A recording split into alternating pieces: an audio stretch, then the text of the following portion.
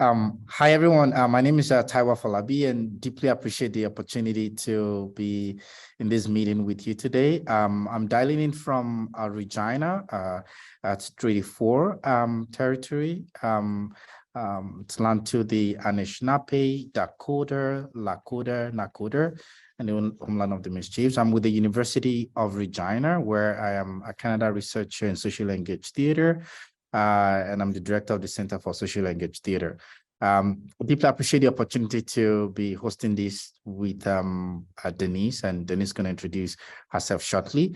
And really happy to have Yvette and Sarah with us. Yvette, I consider as one of my mentors. So deeply appreciate the fact that I'm just going to be sitting down and listening. It's great that I'm not speaking, just listening and taking everything in. This conversation today it's part of a big project that Deniz and I and Yvette are working together on. It's equity in cultural policy and ethics of care. And we're looking specifically into the experience of BIPOC artists in Western Canada. And so this is the first of the talks that we're going to be having. And so today we have Yvette Nolan and Sarah Garton Stanley really taking a dive deep and a conversation about cultural policy, of course, in Canada. And so we do hope that you, if you have any questions during the conversation, which I hope you will have, please feel free to type that in. We also say that because we're recording, if you put on your video, it means that you will be recorded. Just wanted to mention that.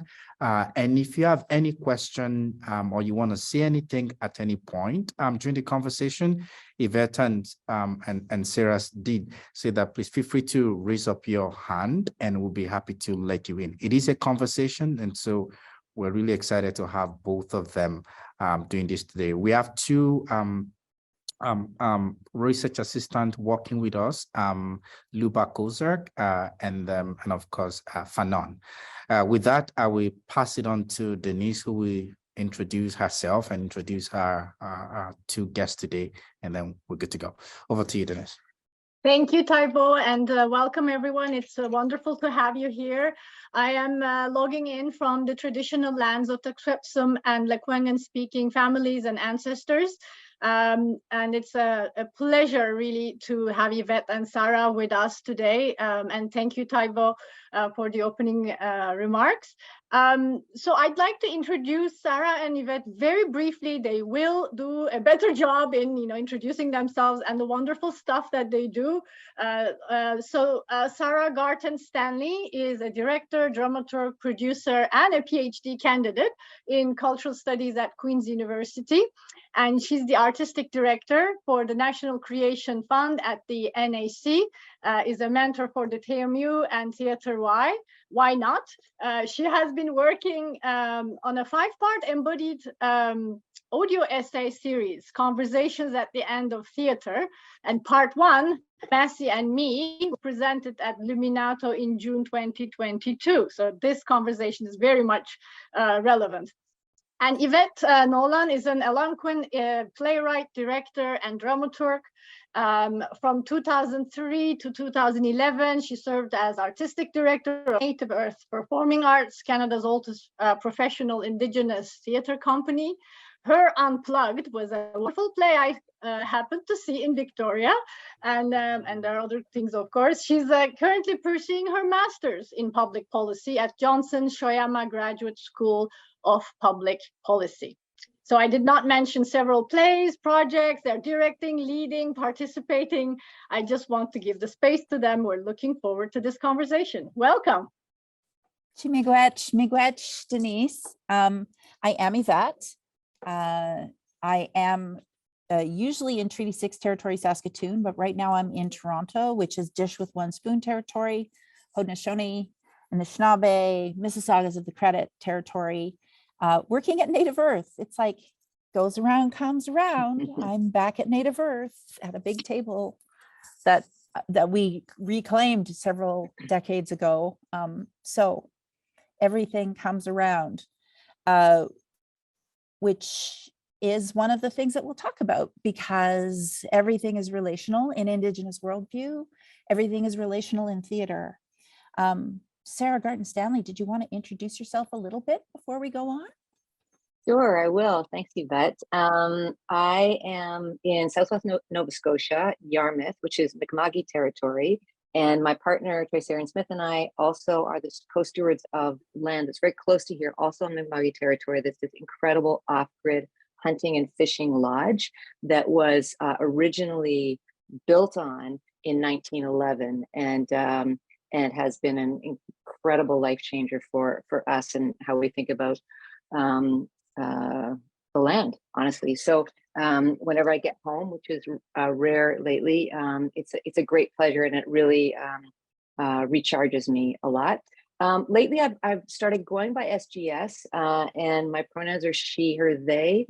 Part of the shift to SGS has to do with the amount of Sarah is a beautiful name, so much so that many people have that name. And often in online or other kind of rehearsal hall situations or whatever, I'll be amongst sometimes 5. And so I just wanted to offer some help and support. And SGS has been something that I've sort of had throughout my life as a shorthand. So please feel free to refer to me in that way. And I guess I'll just jump in by saying that Yvette is somebody that I have known for quite a long time, and have admired for almost as long. And I'll say almost as long because we met on a film. I guess I'll pass it over to you, Yvette, to tell that story, and then we can come back. We'll go back and forth a little bit on that. It's, yes, as I say, everything is relational and our histories are long. When I was trying to clock it, I was like, I think I met STS first on the Shauna Dempsey, Laurie Milan art film, Good Citizen Betty Baker. That was like 30 years ago, I think. I was learning to be a first AD under a program that was trying to get more women into film. And you were an actor. And I think I drove you around a bit. So we were both at that point a little bit out of our element. You were like a stage actor. I was like a theater rat. So we're out of our element film, but also in our element art. And Shauna and Laurie always make good space to make art. Since then, we've worked together as playwright and dramaturge. You came in and worked with me on Anime's movement after its first iteration. I have much to say about the development of new work in this country, but that's not this conversation. And then we worked together. I mean, we did other things, but as the co-conveners of the Summit Study Cycle at the National Arts Center, which I think is part of the continuum that led to the Indigenous Theater section at the National Arts Center.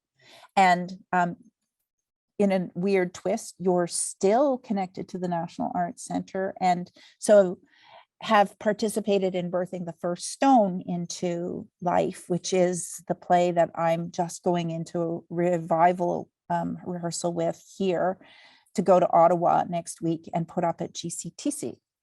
What have I missed? I mean, not a lot. I think we did have some crossover in Saskatchewan at the Playwrights Festival, where I think we were both maybe there as dramaturgs, and maybe a couple of times, and maybe once it came into my mind later, a Movable Feast, which is another playwrights enclave out in the East Coast, serving the 4 East Coast provinces some years ago. And then added to that, many walks, a lot of angst, a lot of upset, and a lot of kind of undying passion for the theater, because we keep going back to it and continue to be asking questions. And so in a lot of ways, I feel that we've grown up together in this. Yeah, I agree. So grown up that we actually have both kind of arrived in the academy 30 odd years later. Who knew? That was never something I predicted. I am doing, as Deniz pointed out, my Master's in Public Policy on the role of the Board of Directors in nonprofit theater. And you are doing your PhD on, I'm tempted to say, on the Massey. I mean, I'm doing, first of all, I did my master's on failure and failure in performance, and wrote a manifesto called the 13-point manifesto for the consideration of failure. And so it was an examination of the ways in which both a certain form of theater was being made, largely in the 1990s, that sort of subscribed to a number of preconditions that kind of set it up for a kind of failure. Like you had to lose money and it had to be a bit unintelligible to a certain amount of people, and failure as a site of resistance. So imbued with a certain positive, to be binary about it, to infuse failure with a sense of purpose. So failure theater was actually purposeful and part of a movement towards opening up the ways in which theater was considered. And then, yeah, I returned to the Academy, would not have imagined that I would do so. But I did, partly because when I did my master's, I wanted to learn how to write a sentence. That's at least how I articulated it to myself. I felt that I couldn't actually put a sentence together. And when I returned to do my PhD, I was like, okay, well, now I want to see if I can put a paragraph together. And it's much harder than, for me, than I'd hoped. But I'm working on a paragraph, and the paragraph is looking at the impacts, the foundation and the impacts of the now called Massey Commission, the Royal Commission for the Development of Arts and Letters, that came out in 1951, and the long arm of its reach to how we still think about the ways we make work today and the ways in which it impacts so many decisions, and in particular with respect to the theater. Yeah. So I'm going to ask you to talk about that a bit, because it's your wheelhouse, not mine, the Massey. And the long arm, even though like in my work, looking at nonprofit governance, I'm going to keep using air quotes, of theaters and of other organizations, other arts organizations, but other organizations, the Massey I've had to go back to the Massey as well, and look at it to be like, how did we get here? And, it's like everything. My mother would say, is this a good thing or a bad thing? Like, it's a double-edged sword, right? Because a lot of things fell out of the Massey that I think helped us to coalesce, something to coalesce around, that helped us to begin to define who we are on this land we currently agreed to call Canada, and more than just not Americans. So maybe you talk us a little bit about the Massey. Sure. I mean, I think it's important to sort of locate it by saying that, Vincent Massey went on from the being the commissioner for the Massey Commission to becoming the Governor General. So like there was a real sort of political placement of him. Louis Saint Laurent, who was the prime minister at the time, I think there was some indication that this was a bit of a trial to see if he could sort of pull this off. He had been very involved with Hart House before. He came from one of the richest families in the country, Massey Ferguson, farming, all the farming equipment. They were an incredibly wealthy and educated in Anglican sort of educational kind of fields. And he had served over in the UK for a number of years before returning to Canada to take on the Massey Commission, and then his Governor Generalship, and then Massey College, and then the Massey Lectures, and most things Massey pertain to him, not all things. Massey Hall doesn't, for example, pertain specifically to him. But the Massey Commission, it was a royal commission, so it was convened under the same relative ways that any commission that we've been in view of lately. They went to different cities, they had public hearings, they received like 450 briefs, and it was they were essentially charging themselves with what are the conditions that Canada would need in order to become great and to become one. That was sort of the stated goal. The opening of the commission, the report rather, quoted from St. Augustine, and the idea that that that the culture of a country is the heart of the country, is the spiritual place of the country, the spiritual foundation of the country. And so there was a loftiness to this that, in my view, really could only have happened in post-World War II, when everyone was back. There was a sense of renewal, a sense of purpose, and as you mentioned, Yvette, like a real concern about that which wasn't named yet, the elephant to the south, kind of rolling over and absorbing Canada, the colony of Canada, which was still very much the colony of Canada, so sandwiched between Britain and the United States. So what's kind of interesting about it, in large part, is that it was a reactionary document. It was like, what we don't want is this, and what we don't want is that, as opposed to what do we want? And I think, a big part of that, it's referred to in very short order, and it's not in the theater section. It's in, I think, arts and crafts kind of section, is a complete and quite infamous statement about the inevitable end of Indigenous art of any kind, and that any art that existed at the time of the commission was sort of cheap facsimile of something that wasn't really even worth putting any support towards. So in very short order, it completely damned nations upon nations of people, histories and traditions.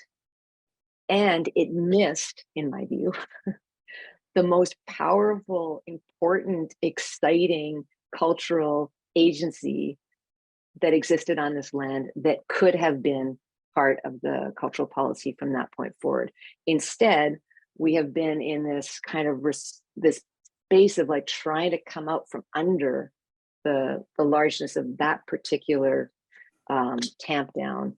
And I think there's tons, as you say, that's been positive about the Massey Commission, not the least of which is the Canada Council, and we talk a little bit about that, and some other resurgences that came about. But I think what's been most damaging was the view and the lens with which the 5 commissioners and the respondents who came forward, they held a very narrow vision for what culture was, and it was the space between not being the UK and not being the US, as opposed to what we are, what we potentially could be. Nicely done. Hey, thanks. That was fantastic. So, and it hurts my heart, of course. And on the other side of it, as an Indigenous practitioner on this land, I'm like, and we're still here. Like it didn't, like every other assimilationist policy in this country didn't work, but it didn't make it easy. On the other hand, I look at the things that did fall out of Massey, like the Canada Council, like Canadian CBC, like the things that happened kind of as a result of that are now having to, catch up like the rest of the population of this place. So, yeah, I mean, yeah, go. Well, I mean, I think that the thing about the commission, and this is what a lot of people sort of, I think rightly so, are sort of so kind of annoyed by, is that it's kind of like it gets superstar status, even though in many ways it didn't do a lot of the work that it's credited for. It did some of it, but like you referred to the CBC, and in fact that was done under a separate commission earlier, but it was kind of picked up and sort of broadcast a little bit better during the and mainly because Massey was an incredible showman. Like there's lots of writing about the performance, the grand performance of this commission, how much he really loved pomp and circumstance, and how much he wanted this document to stand, what's the word, metonym, but he wanted it to stand as a reflection of Canada. So that you would think about the Massey Commission and you would think about Canada, and the boldness of that has actually lasted. And I think that's, a big part of what's made it so hard to get out from under it. But all to say that, like, effectively, the only real for theater thing that emerged from the 146 recommendations or whatever, the only thing for theater specifically was the National Theater School. That's the only the only thing specifically at that time. There's been things that have started to come, but more it's like, you know, my dad was a printer, and I feel like more it was like the imprimatur of stuff, like stamping down ideas. Like the regional theater system did not come from the commission, but the conversation about federalism and the Dominion Drama Festival and how it should work and could work did. And so it kind of made it feel like, well, this is what makes sense. And so like, just to pick up when you're saying about like, that we're still living underneath or coming out from under that, particularly with respect to like the values and presence of Indigenous storytelling on this land.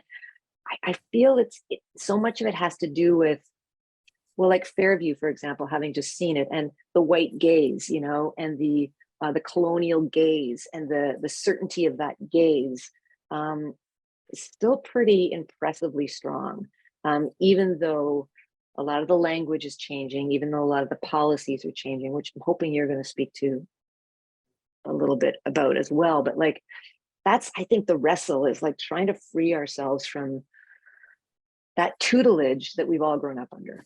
Yeah, for sure. Because the problem with the institutions is the institution itself. Like it's when things are institutionalized, stuff gets locked in. It's interesting you talk about Fairview and the white gaze. And we're still like, so the Massey happens, the county council happens, the funding drops out down for theaters, and the theaters, and who gets to run the theaters, and who gets to say what stories are told in the theaters, and all, so that all tracks backwards. And you know, ironically, I'm sitting here in Native Earth, and I haven't been here for a decade, but my entire time here, we were fighting to be heard, to be allowed to be inside theater spaces as Indigenous, because we were being curated by the theaters whose spaces we were trying to rent. Now we're in a different place. I'm at Native Earth that has its own space downstairs, Aki, and it's a very different animal, but that's one in this entire country. It's really, you know, this is a trickle down, the trickle down effect for me that we're still grappling with. Now, of course, we, fast forward 60 odd years, and we have the pandemic, both the pandemics, which I talk about a lot with people as I'm doing my research, the coronavirus that shut down the world, and the racial reckoning that was precipitated by the murder of George Floyd, when we were all at home online watching the world because we couldn't go anywhere else. And then suddenly it felt like there was a hunger for change in the public and in the arts world, and in, it's suddenly like the stakeholders changed in an instant. And so at that moment, it felt to me like, oh, this thing that has been holding us, and of course you knew because you'd started your work well before the pandemics, but we're being held in place by this. And how do we change it? Because suddenly the world is asking for change, right? Cultural policy has to change, and institutions have their own, they've already got their deep structure, their bones are like right into the ground, and they're going to want to go back to the way things were. Am I right? Am I wrong? No, I mean, like one of my sort of breakthrough moments in the first creation piece I did for my PhD was kind of landing on this idea that Canada is just an installation. And so if it's just an installation, that's both wonderful. It can be like, oh, that was an incredible installation, but what would a different installation be like? Like, the gallery of the studio is still there from sea to shining sea to sea, like it's all, but what could be another installation? And so I think the same holds true for institutions. Now, I do think, that sort of exciting revelation aside, that institutions they tend to want to snap back, and they tend to want to kind of return. And yet, what I find exciting about this moment, and first of all, like, I know it's easy to get deflated by how hard the work is, but the work that you did in your time, in particular at Native Earth, has had enormous impact, like enormous impact on the fact that most Indigenous shows that happen in what have traditionally been non-Indigenous homes sell really well now. But we both know that when you were Native Earth, that was not the case. It was really, really hard. And I know that the reasons for that there's many, but the work that you did and the staying in it, as you and those who came before you at Native Earth and those that continued after you, but in particular, that those fights that you had, the demanding space and attention and place when you came to the NAC and you did Julius Caesar, right? And the response, the response to that, standing up and saying, I actually need you to hear me differently, led, I think, to like Manadoon's collective saying, I don't want critics who aren't Indigenous to review my work, led, I believe, to art collectives, Indigenous art collectives, interviewing philanthropists to saying, why do you want to give me money? Like the dynamics have shifted to a degree that the hopeful in me both looks back on the hard work and says, thank God for that work, and says, maybe it's possible that the paradigm, the dynamics have shifted or broken enough that we won't be able to return. That's my hopeful take on that. And it is hopeful. I mean, it's interesting that you raised the fact that we couldn't buy an audience back in the day, back when I was here. And because right now, this work that we're remounting here in chapter 21 with Raven Spirit Dance at Native Earth. And so a bunch of artists who've been around for decades talking about, there's so much work that happened before the pandemics, in the before times, that could be seen now, that didn't have the opportunity to be seen. We're like, we should, and we start naming shows and we start naming pieces that could be revived and seen and would have an audience this time. That's, there's the story, like even like the Rez Sisters, arguably the most successful play and certainly the door opener for so many of us, that was pulling in 10 people a night back in 1986. And until one great review brought people to see it. And that was like, and that opened doors and kept them open for a while. Yeah, you're right. So I find it interesting that has happened, that is happening. And then, okay, so things like the Canada Council, right, has also been making the change. We, creating, knowing, sharing is a thing there now. We know that they continue to try and figure out how to support Indigenous art, and not just Indigenous art that has been curated or is being forced through a white lens. And that's painful. That has been, change is hard. Change has been painful for, I think, everybody who's bothered to like actually lean in and do it. Canada Council, that is one thing. Nothing is ever complete. Everything is a process.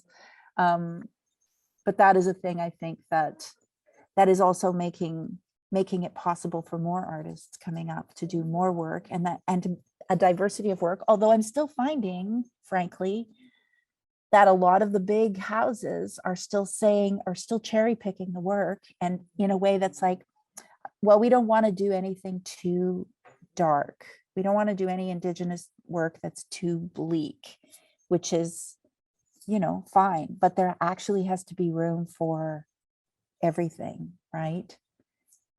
So that is, you know, 2 steps forward and 1 step back, I often feel.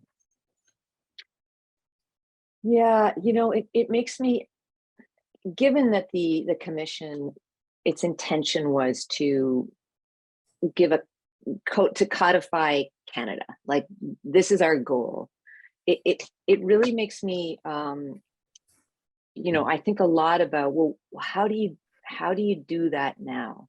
Like, it's one thing to say in, you know, clear conversation, we are a nation of many nations. Okay, great. What does it mean when we're Canada and we have institutions that are there to represent Canada?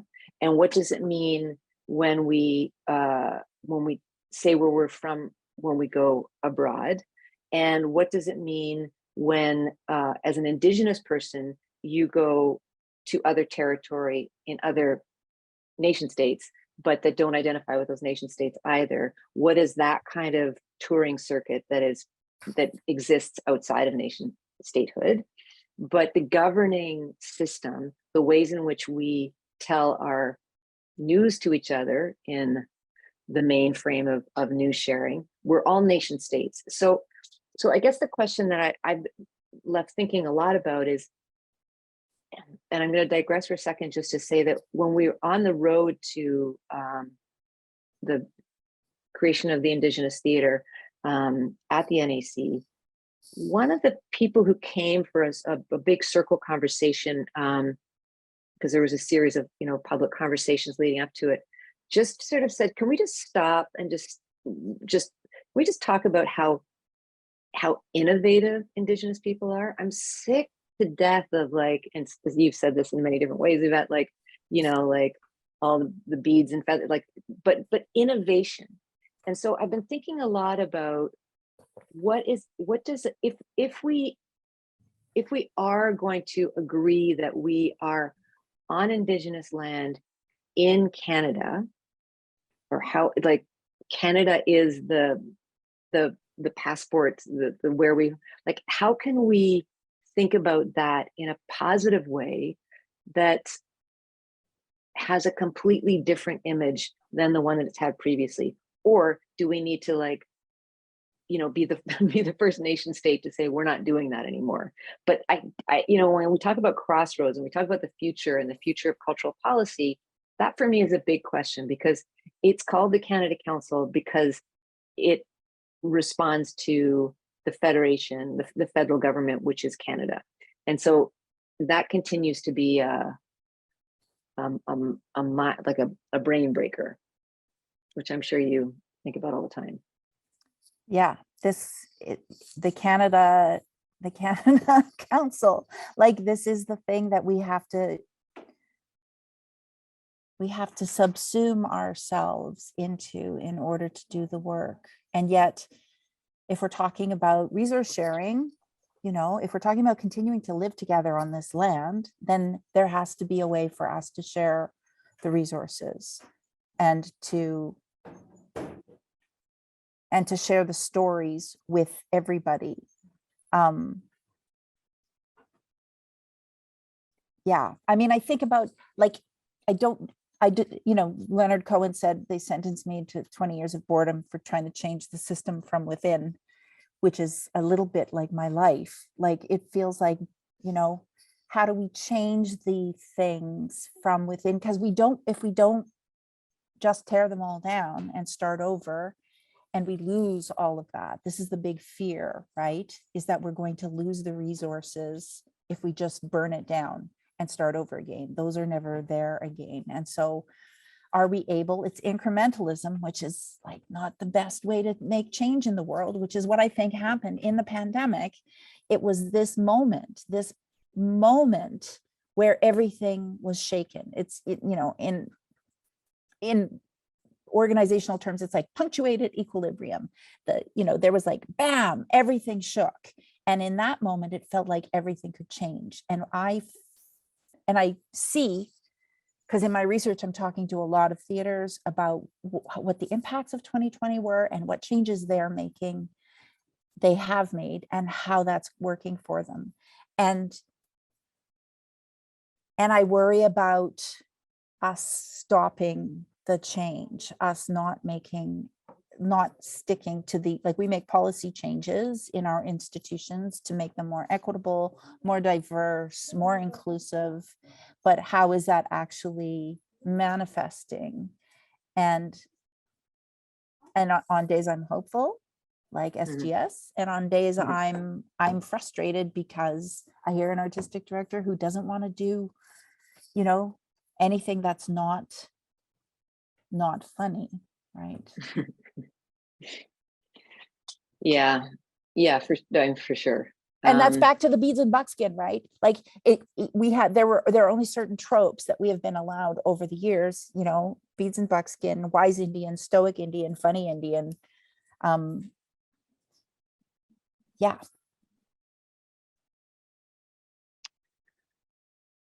Yeah, I often find myself quoting thinking about Cyrus Marcus Ware, whose work is so based in extreme activism as a visual artist, and as one of the founders of BLM in Toronto, and on behalf of people living and working with disabilities. And Cyrus operates from love, like that's their choice and that's their gift, in my view. And I see them working, and we also talk about this a fair bit because Cyrus works within institutions and without a lot. And one of the things that I think about is what can I love? Like, for example, I love Canada. Do I think it's deeply flawed? Yes. But what are the elements of it that I love? So when you talk about like burning it down or throwing stuff out, it's like, yeah, there's definitely elements of it that I think absolutely could withstand change. And then there's other parts of it that are pretty, are pretty phenomenal, like have been over time phenomenal in my view. So I guess when I think about Cyrus, I think about the courage to love that which is offering something and the courage to give up that which is not, And so like when you going back to the Canada Council, because I think in a lot of ways there's been some very significant systemic change within that organization, not the least of which, who the chair is of the organization. I mean, these are significant signals for like, we are going to think differently about how we're going to do stuff. And yes, the institution will still kind of, snap back in places, but you just raised something that I think is, in my view, foundational to what can move the change forward. It's just thinking about how we share resources, and sharing is the word that I think often institutions often are the people with resources to offer, as opposed to how do we share the resources that exist, the resources that you, Yvette, as an artist have, the resources that a theater company has with respect to maybe space, the resources that the Canada Council has with respect to finance. Like, how do we actually share them differently and think about that in a slightly different model, so that the people who historically feel like, being a box checker, of which both you and I have been in our careers, like that actually what we bring is seen as a resource on par with the resources that are within the institutions. Yeah, that's great. That is the change that, so like, I'm going to make this shape again, which is the hierarchy, the triangle that most places are run under still, right? So there's someone at the top and then everybody else down below. That is the way everything is shaped. But the way I work is we've pushed it over and smooshed it around so it's a circle, which means there's equity. It's one of my teachings about humility, and humility means that everyone in that circle is equal. And so when I think about sharing resources, it's not just that there's this person at the top who can divvy up the resources and pass them out. It's that the whole thing tips over on its side, and then we're in a position to start talking about how we share resources. So I'm going to keep going back to a large facility institution with lots of resources, that it's not just about like this person at the top giving something to an Indigenous group or a Black group or an Asian group or like any other sort of racialized group, but it's actually about thinking in this way. So like how this pie that we have, how do we share it with all of these different factors, all these different factions in our community? How do we share that? And so stepping forward from that, it's like, how do we create policy that demands, that insists that we work this way, that we share, that we share resources in a more equitable way, that we look around the table and see who is not there and work to make sure that they have the opportunity to be there if they want. I'm gonna come back to that, because when you said policy, it reminded me of a story when I first was at the NAC with Jill and Kylie, who was the artistic director, and I was the associate artistic director for English theater. And I came to you and I said, I think that we should go to a colony of similar size or scale to us to understand ourselves better in relation to them. And so you were like, okay, so there's the United States, there's Australia, and there's New Zealand. And at that point, the latter was slightly different than it is in terms of awareness and awakening around Indigenous peoples. So we, at that point, I think your feeling was like Australia was like kind of the bottom at that point, historically. So we went sort of with that, in many ways, I think this gave root to so much that we were able to do. But we arrived, and just at that moment, the government of Australia had passed a set of policies that made it mandatory that at that time defined as Aboriginal people would be referred to and acknowledged every printed document that any performance space put out for its public. So every time we would go to a space, there'd be like an acknowledgement and information. And we didn't see, to be clear, we didn't see like way more Indigenous work on the stage while we were there. We weren't there for a long time, but I did notice that right away. And also we started exchanging with a lot of Indigenous artists from over there and getting a better sense of the work. And from that time, which was 2013 maybe till now, it's like the country in so many ways, still huge issues, but it flipped a lot around its cultural policy. And then most interestingly is Australia recently like launched its new cultural policy. And I feel like in part that came from that policy back 10, 12 years ago that stated that attention must be paid, which isn't part of our cultural policy now, by the way. Like our land acknowledgements, these are our agreements, but it's not cultural policy. It's not stated. And I'm not suggesting that that's a good idea or otherwise. It's just, it's not written down. We don't have actually a cultural policy of any overarching kind. We haven't had one really since Massey, which is part of what we're kind of dealing with. But then that sort of brings me back to your question about like how do we find policy that takes the triangle and does this. And recently I was working with Nikki Trafila, who sort of took over from me. I was on my way out of the National Arts Center at the time. And we basically worked for a year together on, this was deep pandemic, on her thinking about something that she might do for sort of the next thing after the cycles, and And so we talked a lot about abolitionism and how that can work and how that can reframe the way we think about how we make work. And when I approached her, I approached her with such a deep fear in my heart that she would not be interested in being affiliated or associated with an institution like the National Arts Center.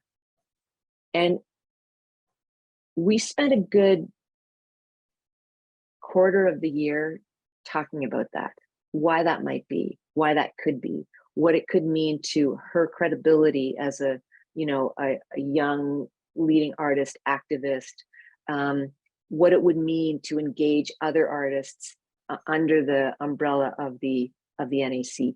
So we really talked a lot about resource sharing. Like I was, the fear in my heart was like, I love the National Arts Center. I'm leaving it at that point, but I want it to thrive. I want it to be a community center that represents the vast population, the vast array of cultural kind of inroads that exist within this country. But I'm worried that these, big, dead, ossifying spaces will just be turned away from by all of the interesting young or young at heart artists doing incredible work. So in terms of resource sharing, we really had to have candid back and forth conversation about like, well, what we can offer is a space, financial support for all the artists, administration for all the artists, and any other kind of accommodations that were required to make it possible for the artists that were in this group to participate. And the only person, and that was by invitation, that from the NAC that was invited into that first year and that gathering was me, because I was on my way out and because I wasn't a full-time employee for the NAC at the time. And Nikki needed to feel, and the group needed to feel, that they would have all those resources so that they could engage with the questions of why something like the National Arts Center could be of value to anybody working outside of those sort of normal constraints or whatever. And the project continues. I've not been a part of it since, and I think successfully, but that's talking about the resource shift. Like the NAC needed to understand that its resources were being used so that people could have an honest engagement with what was and wasn't working, so that it could work better. So I mean, that's one, I think, small, because it was quite micro, but a pretty positive example of how that could shift. How policy could reflect that, I don't know. Yeah, that's great. It feels to me like there's two things happening here. One is engaging with the institutions in order to change the idea of the nation within the institution. So because you and I did the summit study cycle for Indigenous theater at the beginning of your time with the National Arts Center, which was also radical on a bunch of levels and was a bit of a battle along the way with all of the institutions, because institutions have the way they've always done things. But we did some radical things inside of that. And I think, okay, so why did I agree to do that? Besides the fact that it was you and you said, come, let's do this thing. I'm like, it's going to be hard. And you're like, it's going to be fun. And it was hard and fun.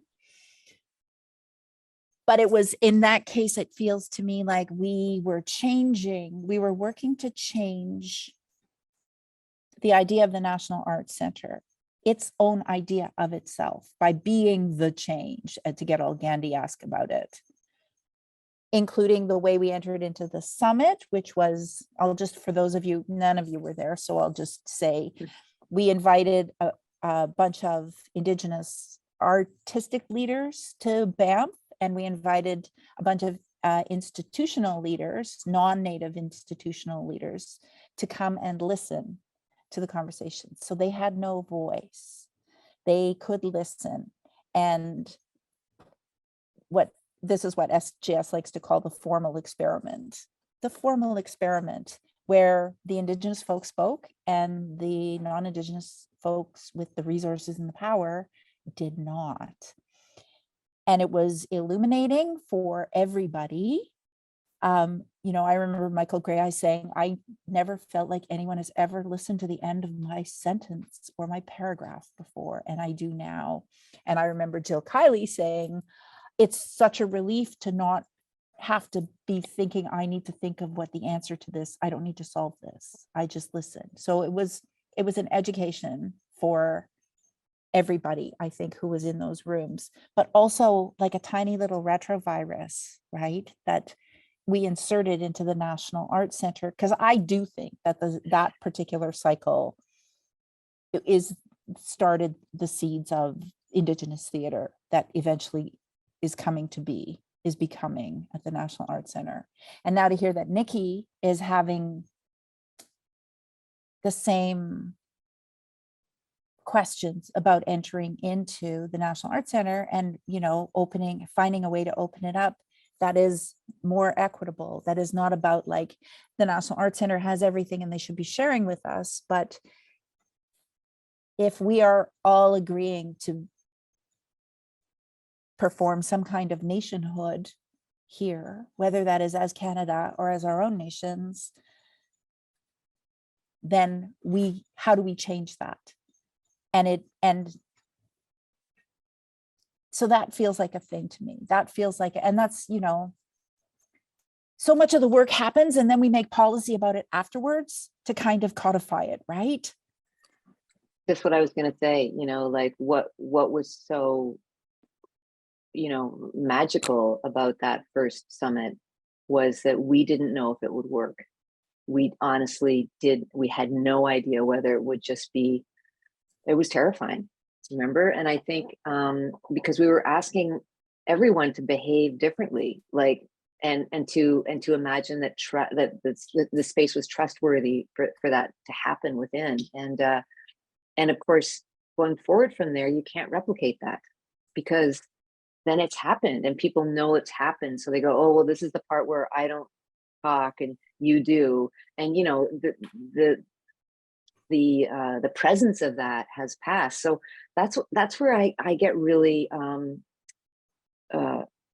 confused about how policy works. And yet that seeing what happened in Australia, that's something. So as it's not where I am, so I can see it through rose-colored glasses, I guess, but it was profound. So I guess I wonder, like, is policy something that, is it statements of value, or is it like specifically, this needs to be done this way all the time? This is my answer to everything is yes, values. Yeah. It's like the policy we should be, the policy should be that you have to have values, articulated values as an institution. That should be, for me, because it feels like we make policy that is supposed to solve things and we create a bunch of other problems. And what I keep articulating to organizations that I'm working with or individuals I'm working with is like, what are the values of this organization, so that there are steps along the way before the policy, so that there's, for me, I don't want to talk about it too much because we just did it here at Native Earth like 20 years ago. It's like, these are the values of the organization and everything will be pushed through that lens, these values. And that's the way, every department talked about how they were engaging with the values, whether they were marketing or outreach or, no matter what, production, what value were they working with? And that, I think, has made a change that I think has tumbled out into policy along the way. But it is like, you can't enforce values. Is the policy is everyone needs to have values, which seems dumb to me because everyone, don't you have values? But once you start, it's like, show me your budget and I'll show you priorities, right? So show me your values and I'll show you your policies. Like if your values are excellence and I don't know, I don't know what other, like things that are not to me values based, they're too squidgy, then I don't know how to trust that organization. Yes, but I don't know. It feels to me like as soon as we create policy, it gets tested and either it fails or it succeeds so well that it kind of, we slap a couple of coats of varnish on it and we're done. Like it's a thing that we have to keep revisiting. Agreed. Yeah. Over and over again. Yeah. And sort of the status of living documents or meetings or things that are in place to keep these ideas alive, as opposed to writing them down and then not being seen again. I mean, I personally, I don't feel that I have any sense of how that's solvable, that particular thing, other than the intention in both, be it meetings to ensure that we're still agreeing on our values, or to have written things down so that values can be read. Both have their strengths and weaknesses. But I think bringing it back to the Massey Commission and something you just said, I think is when you use the word excellence, I mean, one of the things that we have struggled with most, I think, as a nation of many nations of culture makers, is this idea of excellence as understood as professionalism. And listen, I love a kick-ass Broadway show like nobody's business, like absolutely, like amazing. And I also love an experience where I'm being taken into a wholly different way of thinking, sensing, feeling, responding, storytelling, that doesn't subscribe to how I just referred to the Broadway show. Are the people who are inviting me into that different world of storytelling every bit as proficient, maybe being the word, as the others? Probably. But there's the problem with this professionalism is, again, back to the lens, is that it's still holding us in this kind of understanding of how we see it through the excellent American lens, as opposed to the expansive. It's actually a word that Kevin Loring uses a lot, like expansive. How can we broaden it? And I think the Massey Commission and the Canada Council and many of our institutions have valorized a kind of excellence that obviously cuts out a whole bunch of really phenomenally engaging, fascinating culture. Hey, SGS, look, our hosts are popping in to tell us we've talked too much. No, you've not. Really enjoying the conversation. There are a lot of questions here. I'm not sure we're going to be able to attend to all of them, but I'm hoping that we can start with them. And for participants, I'm hearing some might not be able to send their question to everyone. Just send it to either me or Deniz. We'll be happy to get that out, send it to, read that out there. So I feel like maybe I'm going to put both of you, just going to be asking those questions because there are a lot of questions now. So I'll start from the recent one from Ludmila Rees. I hope I did get that correctly. It would be helpful if the mandate of art institution could clarify if they exist to showcase cultural change created by the artist outside of them, or if they nurture the ideas of these artists towards their excellence. The question, do they showcase what's done, in bracket, reflect the recent past, or do they nurture what is to come, feed the future, in bracket? That's a question. The clarity through mandate can connect policy and cultural change, as well as make a somewhat map of the balance between both approaches in the country. And that came when you were talking about the idea of value. So maybe any of you could want to respond to that.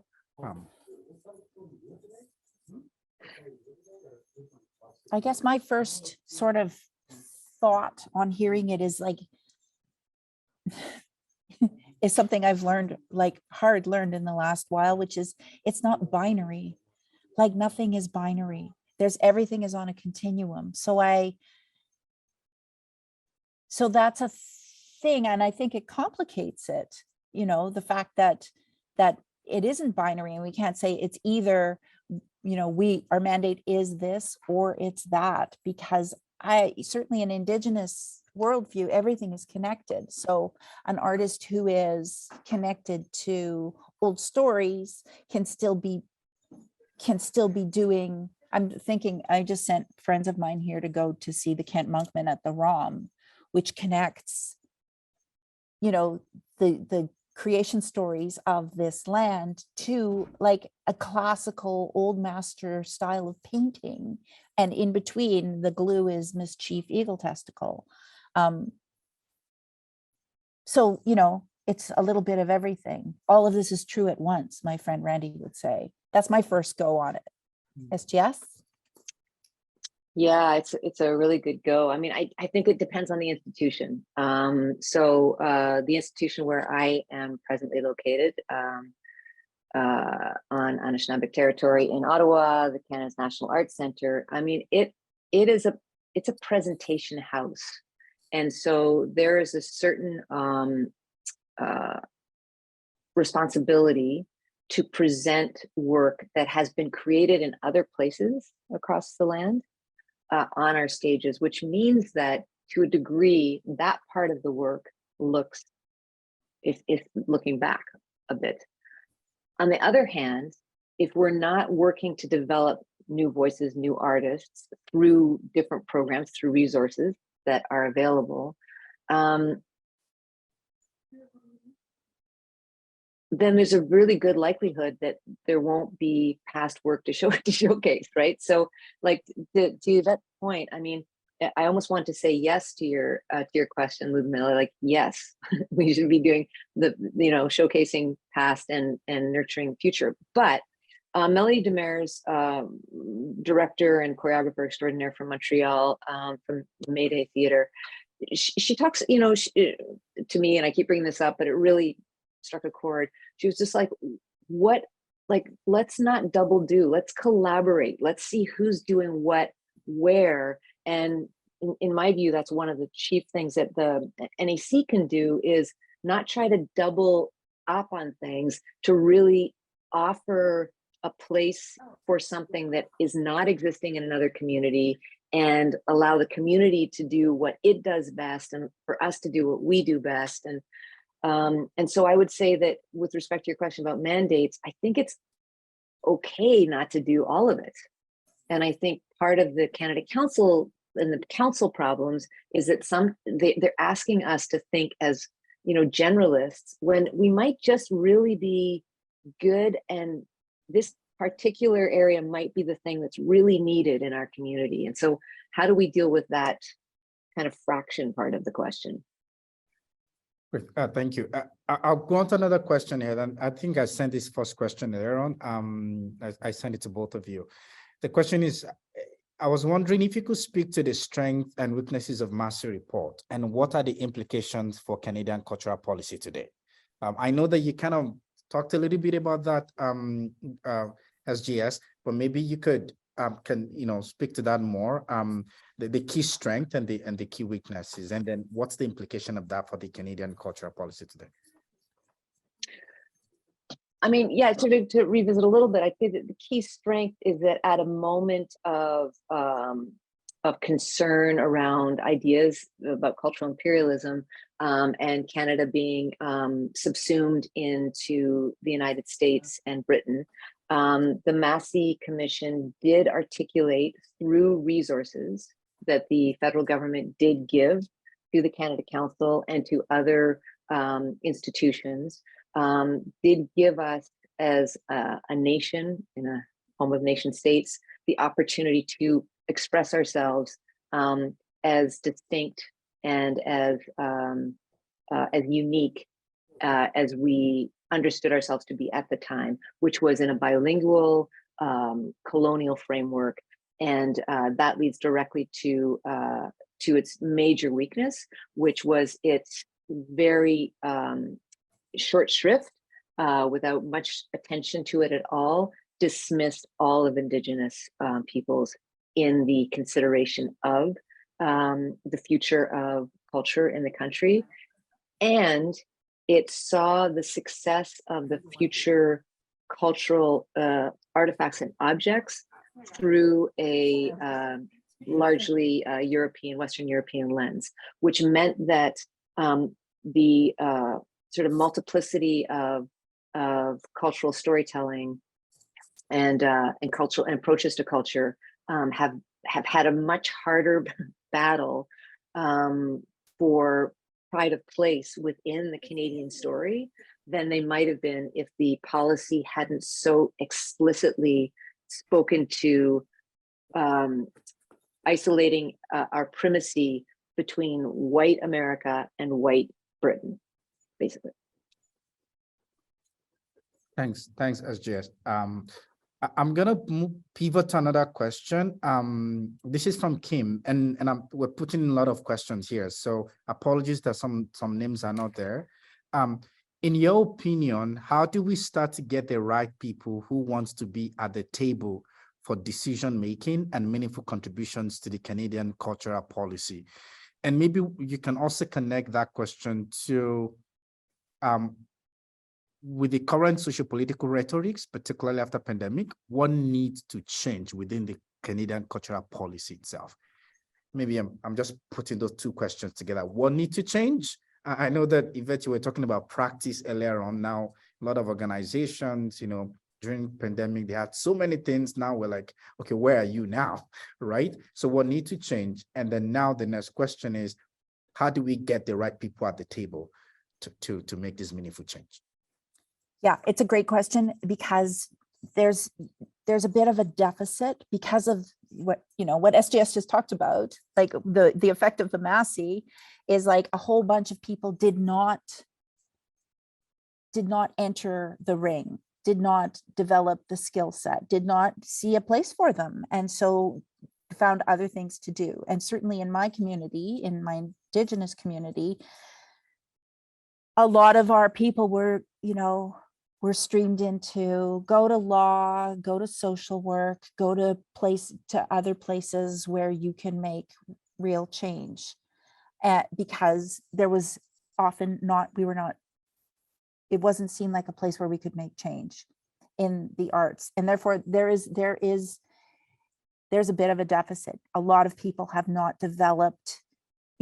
I was at a talking stick festival, 15 years ago, maybe 10 years ago, where we had an assembly, and we talked about things successes and challenges. And one of the things that was a challenge was there was very little critical work. We had very few scholars. We needed more critical work. We needed more people writing about the work, which is a tiny little thing, but it's like, it's an indication of the paucity, right? If nobody's writing about the work, does the work really exist? And so I worry about this moment that we're in, where we're trying to get the right people to the table, but I don't want to throw anyone under the bus. Like, I don't want to set anyone up to fail, because, and this happens, in development of theater all the time. We see artists who start on tiny little stages and then are thrown at a great big stage, and they haven't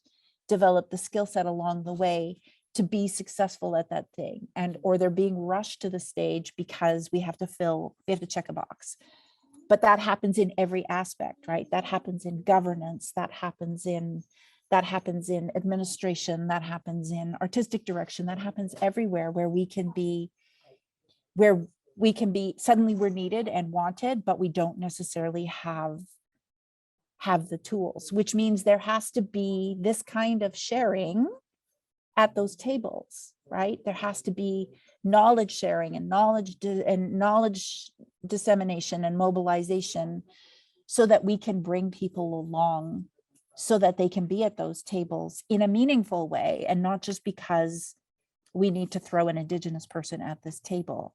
But we all have to be doing that work right now. I mean, I guess I would just add that, you know, representation does matter, because I keep seeing it mattering. And the impact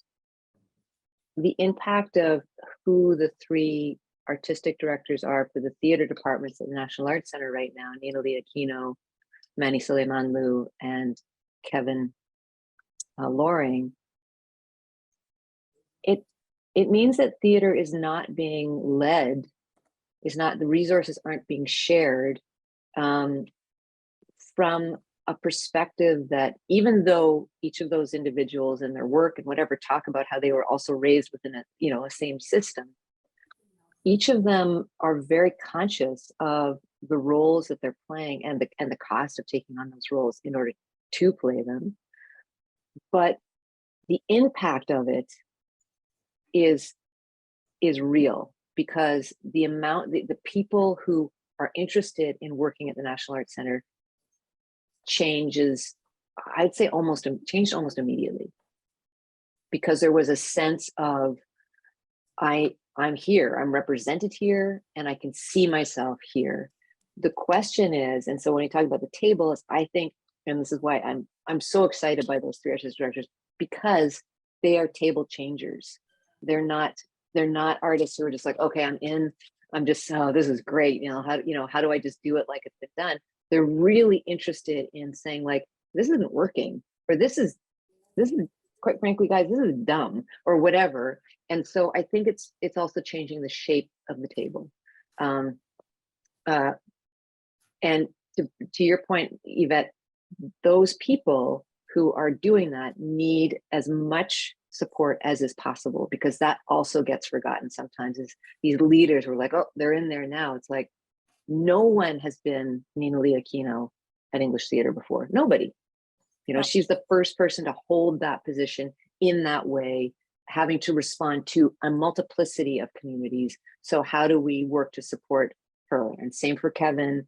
When Kevin came on, there's never been that theater, and from within the various communities and within the institution, both, all kinds of things to figure out. So I think changing the table slightly, and what are the support systems for the people who are willing to be at the table so that more can come. Yeah. Thank you. There is a comment from Brenda here. I feel like I'm always explaining my culture, that it is not First Nations, that it is not Métis, that it is not Inuit. Like Europe, the indigenous in North America are all different. And until the colonizers understand that, it will be difficult to write cultural policy. I know they wrote this a while ago, but I think it was again around when we're talking about change and really sharing about the Massey Report. Just a comment I wanted to read out loud about that.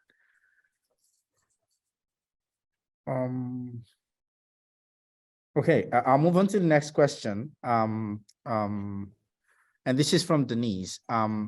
What kind of collective identity do CCA and other funding agencies ask artists to imagine today? Is imagining a collective identity even possible or desirable through the artist, through the art? And how do we share resources within the existing system of that imagining, I guess, of this identity? Yeah, one of the things about that, I'm looking at governance a lot for nonprofit organizations, for theaters. And one of the things I look at is the way we're assessed at the Canada Council table as theaters is against our own mandates. So we articulate our mandate, our vision, our mission. We say, this is what we do, this is what we're going to do. And when our applications go to the table, we're assessed against that. We're not assessed against, can stages mandate mission or values. We're assessed against our own mission, mandate, and values. And so when I think about governance, I think that that is a thing that we should also be doing, is like being able to say, this is the way we are governed, and be assessed against that. Like, so how's that going for you? So, I mean, this is all part of my research, but it is a thing that is, you know, as SGS said, like not throwing everything out, right? What are the things I like? It's a thing I like. I like that about council, that it's like, this is, you say what it is you're going to do, and then you do it. And how well you do it according to your own, you know, what you've set up is what you're assessed on. So, and it, you know, at the risk of getting all like, you know, multicultural about it, but a mosaic is all those little pieces, right, put together. And that is, it's not a collective identity in my estimation at council. It's like all the little pieces that go together. And when you back up, it's like, oh, that is this place we currently agree to call Canada. It's, you know, FUJEN and Native Earth and Why Not and the National Arts Center. And like, it's all of those things. So I don't think that it's a great question, because it keeps bringing us back to like cultural policy. Like, how do we articulate a cultural policy? But again, I keep feeling like we're doing it, and then we're trying to create the policy that articulates the thing that we're doing. And I just want to say, while I was thinking about it, because one of the things we haven't said is like, so if Massey did that to us back in the 50s, do we need another Massey? I'm not saying we do, but I'm just saying that we're not that anymore, right? We're not a bilingual country, two nations, whatever that rhetoric was about. I think the understanding in this place now is that there are three here, the people who were here first, and then the two that landed on top of us. And we're starting to hear those things articulated in every place, whether that's land acknowledgements or, you know, we all talked about where we were when we started this. So that becomes the question. We don't need, and I'm not saying do another Massey, but I think in our heads, we're already doing that. We're no longer Massey. So how do we break that thing, that Massey thing, and be like, no, this is who we are. And the way we're not Massey is we're not doing another Royal Commission because royal, just saying. Point being that, I mean, honestly, I would love there to be a way for there to be a new overarching cultural policy that managed somehow to enshrine a shared set of values that that the people sharing space on this land could largely buy into. But when I think about the real fractiousness that exists within this country, when I think about the people who would find this conversation ridiculous beyond all measure, I would wish and want for cultural policy to somehow open up an avenue whereby people could be excited about living together on this land and telling stories to one another. But there's a lot of work to be done. And I think it's through policy, back to your point, Yvette, but not a macro policy. I think it's some micro policy making. But, you know, honestly, like this image that I have of Canada as an installation, I do want to believe that in my lifetime, we may find enough of a commonality to want to construct a different installation, like maybe using some of the parts that exist, but shifting it a little bit so that we can see ourselves reflected more honestly for the incredible transgressions that are part of our nation building, and more favorably for some of the successes of our nation building. And, you know, I don't know if anyone here has had the incredible gift of seeing Mariam Fernandez and Ravi Jain's Mahabharata through Why Not. But I mean, this is not a Canadian quote unquote story, but I feel so proud of, I just like sitting in that theater filled me with such, and there's been many lately actually. I could sort of list a bunch that make me think like, we can get behind this. Like, this is amazing that we're able to do this. And I think, you know, Why Not? And it's Rage Against the Machine. And it's like, this is not, you know, this is not my Canada. This is how I want to think about building culture. These are things that, you know, we can take real pride in, the table having been shifted, the way in which we think about work having shifted. And there's so many examples of that. So I would just love it if somehow before my time on this earth is done, that there is enough of a commonality anyway, or a connector that can bring some of this together. Because yeah. Thank you. I know we have around five or 6 minutes to finish to wrap this up. But it's really interesting that what do we need to start? What do we need to decenter, right? and imagine a new kind of future for, you know, within the context of cultural policy. And there is a question here that I'm, you know, from I think I'll take the comment first, and then I'll come back to the point I'm going to make. This is from Luke Brown. Just want to comment that my mind is blown by this chart. I work at the NEC with SDS, okay, as a fundraiser working closely with major gift donors, many of whom have funded the Creation Fund. And I always have an academic background in theater. My master's thesis was about the Massey Report and queer theory. The conversation can and will create ripples of change for artists and arts supporters. Oh, thank you for sharing your wisdom and for organizing this meeting. I, for one, am incredibly inspired. Okay, so that's a comment. I just don't want that to go, just to really give that out there. Thank you for sharing your thoughts there. I want to come back to SGSG. You were talking about, and of course, Yvette started this, talking about maybe we need to rethink, do we want a new kind of Massey Report? And we've been talking national. I wonder what would the conversation be when we go regional and when we go to because there are times that we pick on this national lens, which is great, but when we start coming to the nitty-gritty of it at the regional, at the provincial, at the all those levels, how does that change that conversation to imagine a new kind of policy we want for the future? And I know it's a big question. I hope both of you can just speak to that before we I'll hand it over to both of you.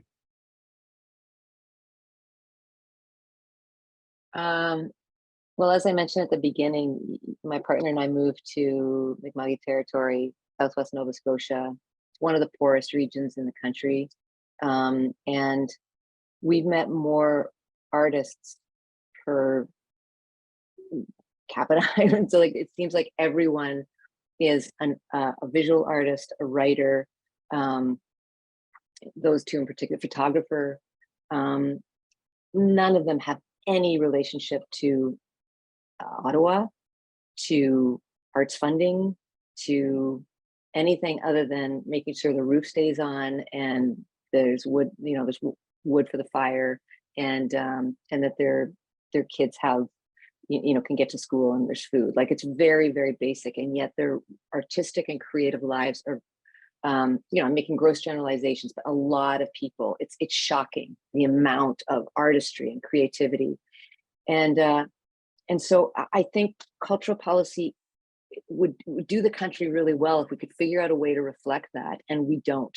It's, you know, like there's all the stories about all the decisions being made, you know, around the fisheries, they're being made in Ottawa about people who have the experience on the ground in my region and in other regions. So there's something about an embeddedness in different regions that maybe there just is a bigger conversation that has to happen that could help build that out. And I don't know what the system is for that, or if there is a system for that, but I do think that we're missing a lot by top-down decision making as opposed to, you know, in the regions and building up.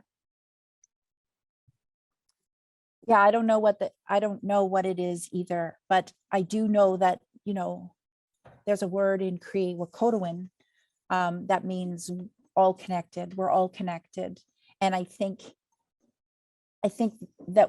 that's an understanding in Indigenous worldview, right? Like we may be in Saskatchewan or Toronto or Ottawa, but we understand how we're connected to the logging in the West or the fisheries in the East. So I think that's the thing we have to cultivate, is an understanding, which we've always been, right? Like different but connected, different but equal. Like that's a thing that I don't know how to make that into policy though, which is why I think we have these big organizations, these national organizations whose job it is to hold a larger idea of what it means to share this land that we currently agree to call Canada. I think some are doing that work anyway. And I think, yeah, I don't think it's another Massey report, but if we can find a way, SGS, if we can figure out a way to, like, I know, here's the Nolan SGS cultural policy for Canada. We could just put it out there and then people can argue about it. And maybe that's what we need. We need to have the discussion about it with everybody, the argument about it, because that's also what happened with the Massey. Like, we don't want to be American, right? Well, now let's have an argument about what we don't want to be now in this time, 60 odd years on from that. Well, thank you so much. I think we're just going to wrap it up here. Thank you so much, SGS. Except you have final thought. Do you have final thoughts? 72 years old is the Massey, just to say that. And I guess the final thought, just to pick up on what you're saying, is really learning and relearning what all my relations means, and that it's not just people and it's not just clan based. It's everything. And if we could cultivate a better sense of that personally, if I could do that for myself, and if we could do that in a broader sense, it's the most powerful starting point I think we could find for like this idea of a commonality regionally based. Yeah. I think that's a beautiful way to wrap it up. Relearning what my relation means to everything, right? Thank you so much, Yvette and SGS. Deeply appreciate your thought on this. Like we said, this SHRC-funded project is on equity within cultural policy, and we're focusing on it's focusing on IBPOC in Western Canada. But I think this is a great way to start this series of conversations. On April 13th, I believe, we're having another one at the Belfry Theatre in Victoria. It's going to be hybrid. And we're going to be again digging deep into some of the key issues that you've raised. Thank you everyone for being here today. We appreciate the opportunity and that you were able to participate. And then, yeah, thank you so much so it's the 14th of April, not the 13th, please. The 14th at the Belfry in Victoria, BC. Thank you so much everyone for coming, and thanks to SGS and to Yvette for taking the time. Deeply appreciate you. Thank you. Thanks everybody.